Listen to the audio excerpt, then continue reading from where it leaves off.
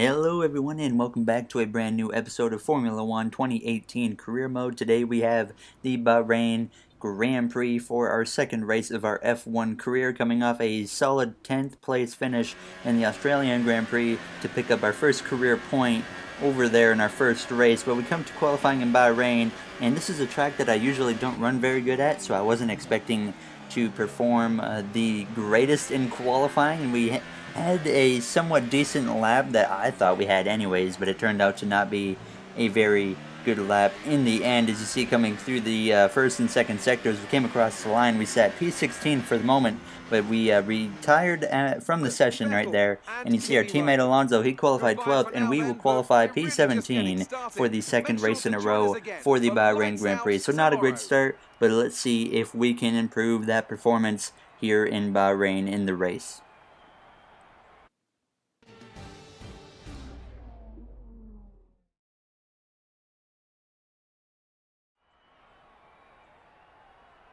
There's something in the Bahrain air tonight, and I'm not just talking about the sand. Our brightest minds have thrust their brightest ideas into the spotlight of the Sakhir circuit this evening as we look ahead once more to a Grand Prix that has thrilled us so consistently in the past.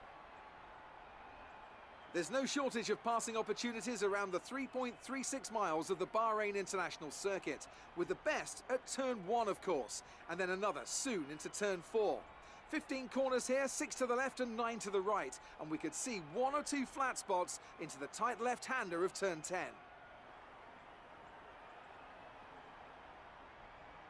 Bahrain has showed us many times in the past, though, Anthony Davidson, that a good strategy will only take you so far. Beyond that, you need good racecraft and you need good consistency. And a little bit of luck too, I'd say. This is one of those circuits where the safety car always seems to come out just at the right time to condense the field together and mix up the cars on different strategies. It's hard on brakes, it's tough on fuel, and the main overtaking opportunity is down into turn 1, where it's easy to outbrake your opponent and potentially have a bit of argy-bargy as well. With that then, let's run through the grid order. An immense lap from Lewis Hamilton yesterday puts him on pole position, and starting alongside him P2 is Sebastian Vettel. Looking down the rest of the grid, we have Raikkonen, Bottas, Max Verstappen and Ricciardo, Hülkenberg, Grosjean, Magnussen and Sergio Perez, Sainz, Alonso, Charles Leclerc and Gasly, Hartley, the Rainmaster, Sergei Sirotkin and Marcus Ericsson. Ocon and Lance Stroll rounds off the grid. Now it's almost time to lights out, so let's go down to the track. Alright, you see the starting lineup. Vettel and Hamilton will start alongside here on the front row, with Hamilton on pole and Vettel in second. Two rivals as we are ready to go green from the 16th starting position due to a grid penalty here in Bahrain. 5 red lights.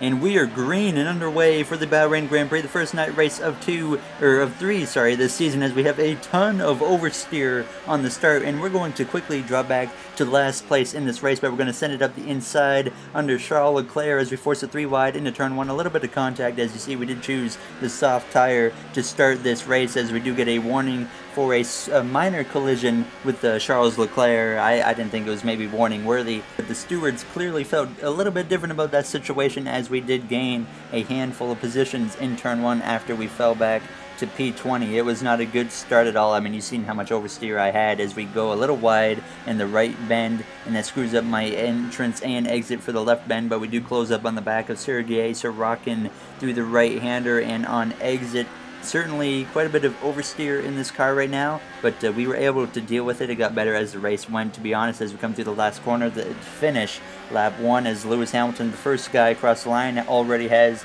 a pretty solid gap between himself and Ferrari driver Sebastian Vettel and his teammate Valtteri Bottas, Lewis Hamilton's teammate Valtteri Bottas. It's P3 at the moment as we make a move up the inside of Sirotkin into turn 1, a very textbook move as we just casually ducked right and sent it in up his inside and got past him, and he did end up losing another spot really quickly to the Toro Rosso behind us. I believe that is Brendan Hartley. I can't tell what the number is on that car. It was Brendan Hartley. As we come to lap 3 now, he has DRS behind me. He has a pretty large run down the straightaway, but he's not going to make a move. He looked to the right for a moment, but he decided better of it. As we go through turns 1, Hartley does not make the move, thankfully, and now we pull away from him on the exit of the corner and put a little bit of a decent gap between himself and I. As we come to lap 5 now, as we approach lap 6, you see we have run down Pierre Gasly, and we got Carlos Sainz up there battling with our teammate Fernando Alonso. Something must be wrong with the Carlos Sainz car, because the Renault really should not be this far off the pace, as Gasly powers by our teammate Fernando Alonso as we go down the straightaway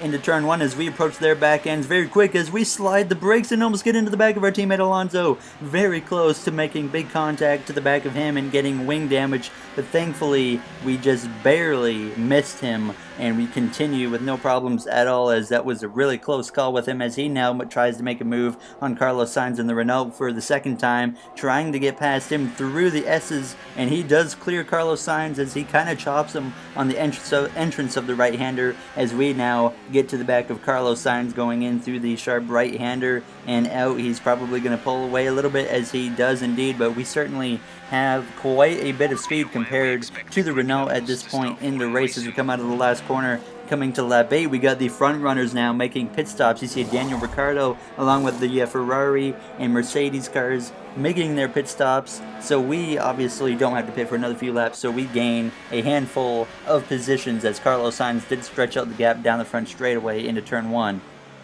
As now Lewis Hamilton comes out, the first car behind me, as he currently is the provisional leader in this race, as he is setting a very good solid pace, and I mean no one can really match it right now. But once again we started closing the pace to Carlos Sainz, but later in this run towards the lap 9 and 10, Carlos Sainz came in along with the Toro Rosso in front of us, Pierre Gasly, as we have a big battle behind us with the Mercedes of Valtteri Bottas and the two Ferraris trying to get through us slower cars, as we have a Sauber just in front of Bottas. I believe that might be Charles Leclerc. Indeed it is, as he's making a move on Leclerc now as we go into the right-hander. Bottas does have the position for the moment, and he does clear Leclerc and get up to P4, as we are his next target, and obviously he was going to easily run me down, and we really wouldn't even put up a fight towards him, so he was able to get by me. Now as we come through a few laps later in this race, we have our first DNF of the race, as Sergio Perez in the Force India pulls over to the left side of the track, clearly having some type of mechanical issue, so he is out of the race now as we come to lap 12, as Kimi Räikkönen approaches my right side and easily gets past me. I didn't actually try to fight or defend him. It was completely pointless, as now the Red Bull Max Verstappen comes through to pass me, as well as we have Sebastian Vettel in the Ferrari also in the line, coming very fast, as he's not going to get to me in turn 1, but through this next corner or so he should be able to get to my back gearbox and get past me, as we have a ton of oversteer on the exit of turn 1, and that's going to bring Vettel right into the equation, as he looks to the right side and he was able to easily get past me. As now we come to the end of lap 13, we decided it's time to come in for the medium tire, as our tires were not in very good shape. They were in like the 70% range, so we decided to come in from P7. We're going to come out probably 12th or 13th if I'm going to predict. But now we have Ocon also coming in behind me to make a pit stop. I believe he will also be taking the medium tires, and we should be able to stretch these medium tires to the end of the race unless we just overuse them, which we shouldn't really have a problem overusing them. We should be able to stretch them towards the end of this race, as Ocon does indeed take the medium tire as we exit pit road, and we're going to come out all the way back in P15 unless we can beat Sainz out, and we're going to just be a little cautious. We're going to allow him to get the position for now. We know that he does not have the fastest car in this race. He's been way off pace, and he is on the soft tire, which is an interesting call, which maybe, I'm not sure, maybe he started this race on the medium tire and that's why he was off pace, but I never checked what tire he was on, as we have a lot of oversteer once again out of the right-hander as Ocon approaches our gearbox now through the S's, and he certainly has quite a bit of speed as we come to later on lap 14. You see we have run down signs as we get tried to pass him, as Ocon's going to force a 3 wide up the middle between himself and I, and the signs as we go through the last corner down the straightaway. We get alongside signs again, now following Ocon going into turn 1 down the straightaway. We're going to go to the right of the track as he forces us down quite a bit, but we send it in deep and overshoot turn 1, and now he's going to be able to cross over as we come through the left-hander. We have to get out of the throttle, and that's going to allow Ocon to retake P14 from us.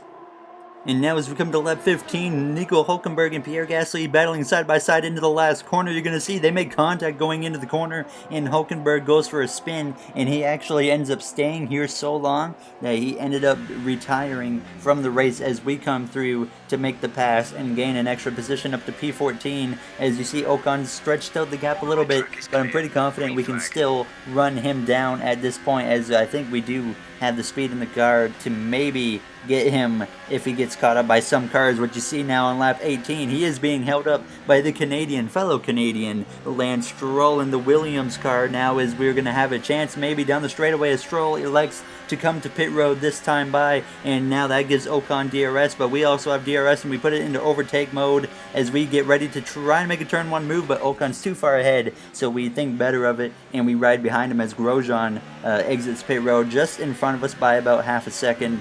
So he, I believe, took the soft tire, it looked like, from here, as we come now to 10 laps to go with a chance to pass Ocon again. He does not have DRS, and we go into overtake mode, and we go to the right-hand side of the track as we go up to turn 1 and send it in pretty deep once again, but this time we don't overshoot as hard as we did the first time, and we gain the position on Esteban Ocon to go up to P8 now, as many cars have pitted, allowing us to get up here. As a few laps later, you see Ocon passes me back now as we go into turns 1, as he makes a solid move as we just about to get into the back of him as he retakes P8, as we're just having a really good battle with Ocon so far in this race. Now later in that lap, you see Kevin Magnussen has run me down as we have DRS, but so does he, as we have a huge run on Esteban Ocon. Once again, we're going to go to the left side of his car as he blocks Magnussen into turn 1, and we're going to keep the power down and make a power move along the outside to retake the position from Ocon once again. Now back up to P8 as he tries to defend Magnussen going into the right-hander, as Magnussen's going to send it in pretty deep, and I overshoot the corner a little bit. I was a little nervous he was going to send it in too hard and maybe get into my right rear and spin me out, so we sent it in a little hard, trying to make sure that didn't happen, and we come out of the corner with the position as Magnussen did get past me later in the slab, and now Ocon, he has a huge run this time down the straightaway, easily going to pass me, and he's going to make a move up the inside of Magnussen as he tried to defend for a moment now side by side into turn 1, and it looks like Ocon might get the position now as Magnussen has to back out on the left-hander, and Ocon retakes P8 from Magnussen and myself as we try to battle alongside Magnussen into the corner, and I decide, you know what, we're going to go into this corner and let him go because he clearly has much more speed than I do. As we come to lap 26 now, Ocon not much further ahead as he battles with a faster car. Ricciardo, and he locks up the tires going into the corner, and he's going to go wide and take Ricciardo with him, and that's going to allow me to slide through to go up to P9.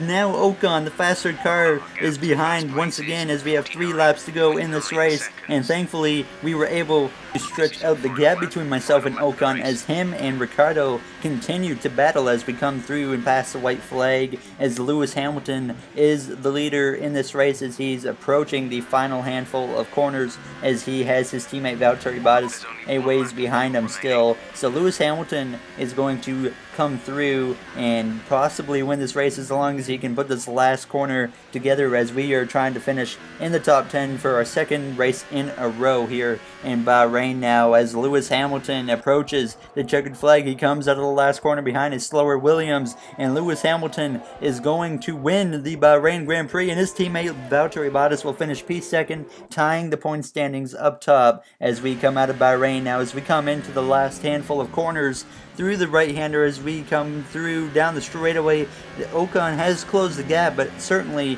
not enough time at this point in the race as we come down the straightaway, coming into the final corner through the right-hander, and on the exit, get the power down, no oversteer thankfully, as now we are going to bring the car home in P9 under the fireworks in Bahrain. Good job, you did really well. Super driving.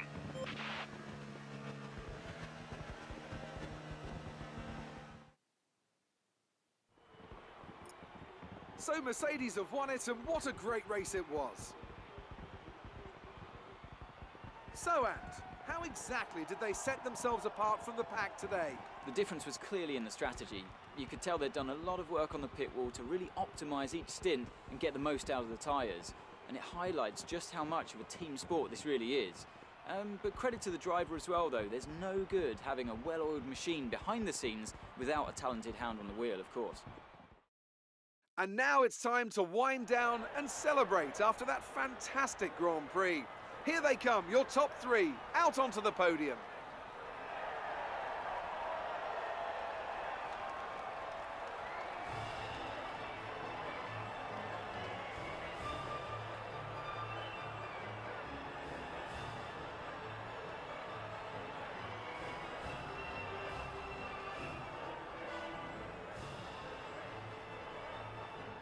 That was a brilliant finish for us. We did not start the race great. We started from P16 and we made up some spots in the first corner, and thankfully we're able to pull off a solid finish out of it here in P9. As you see, Vettel was the last car obviously on the podium, as our teammate Alonso had a really good finish with P7. So good job for him and good job for the McLaren F1 team, as we brought both of our cars home in the top 10, as in Australia we were the only driver on the McLaren F1 team in the top 10, as we sit 14th in points now, and McLaren sits P7 in the constructors, as Lewis Hamilton and Valtteri Bottas have a tie along top the point standings as we exit Bahrain. Next episode will be the Chinese Grand Prix, so if you guys enjoyed, make sure you comment, like, and subscribe. Those would all be incredibly appreciated, and I will see you guys in the next episode in China, and hopefully we will have some R&D upgrades be successful. Have a good day, everybody, and I will see you guys next time.